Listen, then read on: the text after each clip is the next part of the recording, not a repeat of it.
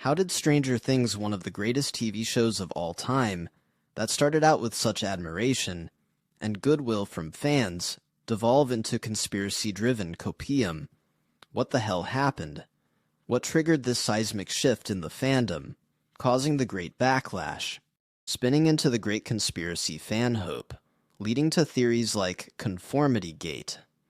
Conformity Gate, you may be wondering, what is that, and where did that come from? Well, if you're a passive viewer wondering what's going on, you're in the right place. I'll explain carefully, because the wounds are deep, and the bandage has to be ripped off gently. But let me warn you up front, it's not going to be pretty. What I mean by that, I mean it's going to be emotionally ugly.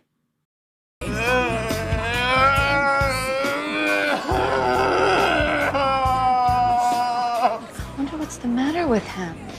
Looked like a stupid asshole to me. This is what happens when fans are let down by a product that they have invested years and years into.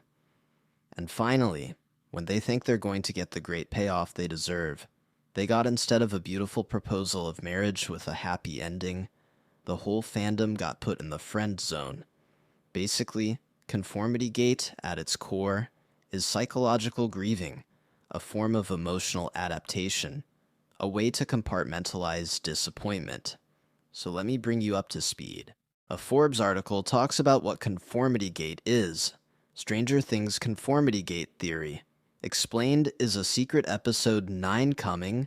It's a growing fan theory circulating on social media, dubbed Conformity Gate.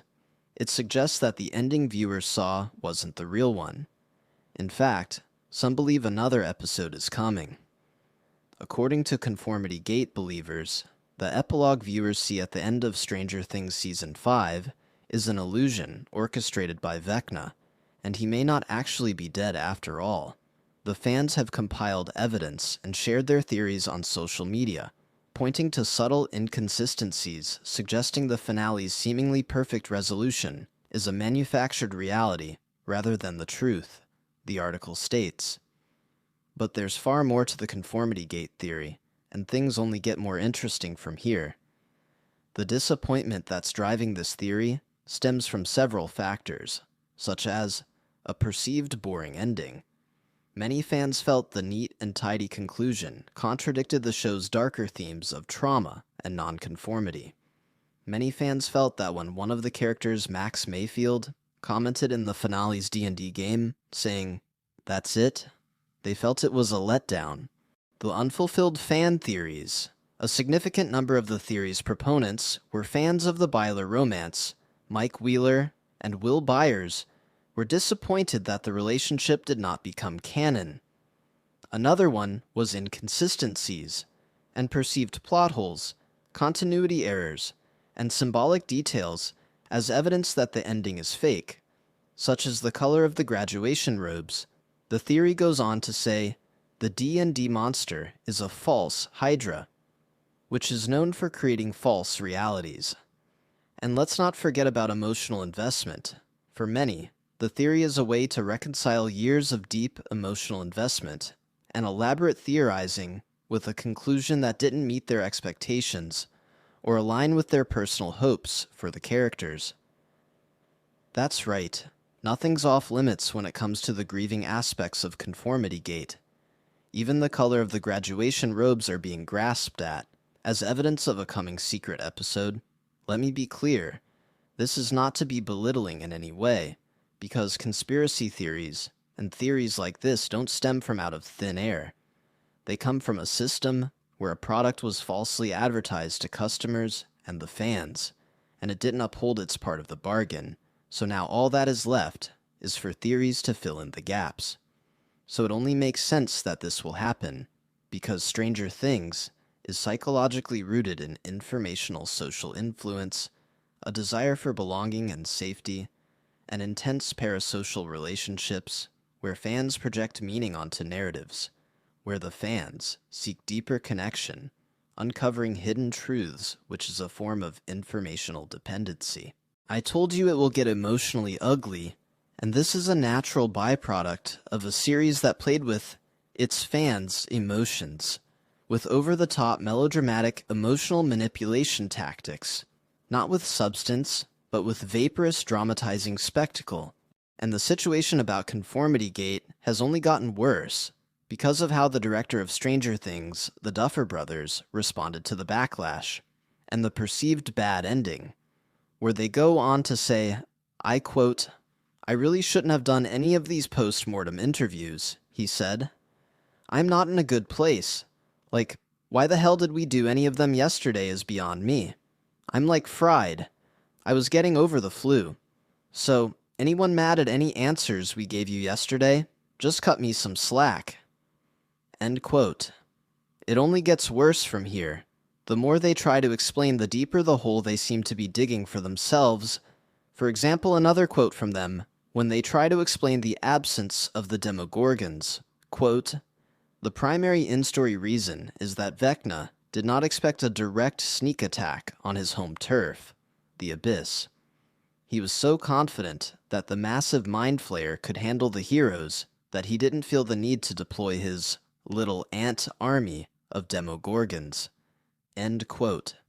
The storytelling gaps, the contradicting answers, are causing fans to feel like a lot of their controversial choices are retcons, causing frustration even among those who liked the ending.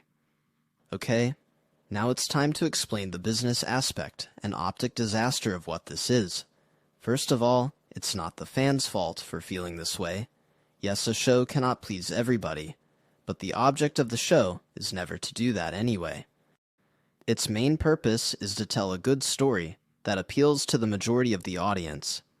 This is a business, a fantasy-driven business, whose main focus should be only to make a product that is appealing to the majority in a respectful way.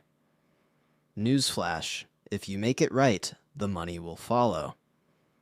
The Duffer Brothers' explanations comes from a place of confusion, weakness, and indecisiveness. I don't mean this in a derogatory way. This comes from a purely business standpoint.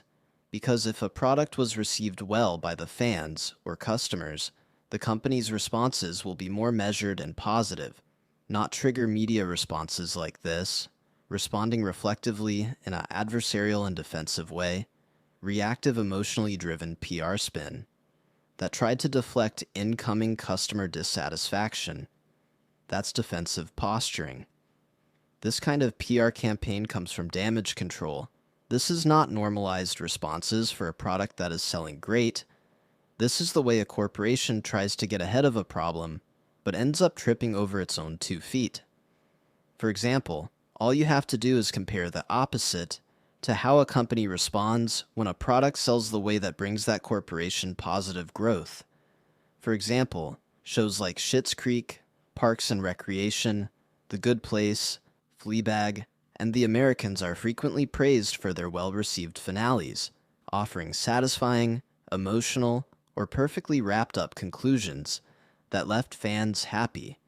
Shows were praised for their satisfying finales, avoiding major backlash, often include MASH, The Good Place, 6 Feet Under, Parks and Recreation, and Breaking Bad, which managed to provide strong closure, emotional resonance, or fitting conclusions for beloved characters, in contrast to controversial endings like Game of Thrones or Dexter that left many fans disappointed.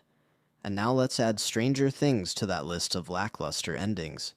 So in the end, what you're seeing here with Conformity Gate is a form of psychological grieving, because while fans' fictional shows produces intense emotional investment of parasocial relationships, and this can lead to symptoms resembling PTSD, like anxiety, intrusive thoughts, and numbness. So it only makes sense that in order to deal with the stress of a disappointing ending, and years of psychological investment, a lot of fans would adapt to try to rectify that disappointment. And that realization is where you'll find a lot of the deep roots in the theory of Conformity Gate. It's a sad but logical outcome, especially when people believe that all of this is building up to a moment, the crescendo, and it ends up just being a whisper that fades into the background. So, tell me what you think, guys, about all of this, the theories, where it comes from, and is it validated and justified for being what it is, Let me know below.